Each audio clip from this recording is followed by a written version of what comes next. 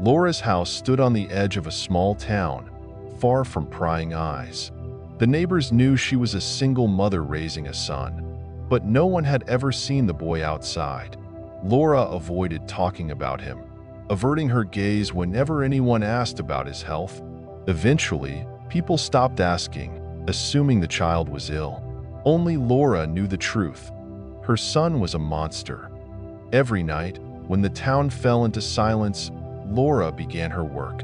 She would go out into the city, dressed as a woman craving attention, and men couldn't resist her enchanting smile. Each of them thought a pleasant night awaited, but none of them ever returned. Tonight was no different. Her prey was a stranger, a man from a neighboring city.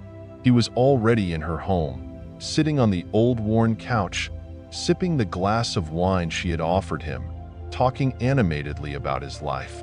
Laura, as always, played the role of the listener, nodding, smiling, occasionally inserting a word or two. A muffled sound came from the other room. The stranger paused, listening. "Is that him?" he asked cautiously, glancing toward the door. Laura nodded slowly, trying not to show her anxiety. Her son could sense the prey. With every passing night, his hunger grew stronger. She knew soon she wouldn't be able to control him. "He's special," she said with a tight smile. "You don't need to worry." The man, a bit tipsy from the wine, chuckled and tried to put his arm around her. But Laura slipped out of his grasp, heading for the door. "Wait here," she whispered. "I'll be right back." Once in the hallway, she pressed a hand to her chest, trying to steady her breathing.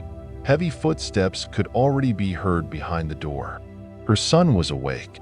Laura turned the key in the lock, sealing the room where the man was. Inside, a dull sound echoed, like something heavy being dragged across the floor.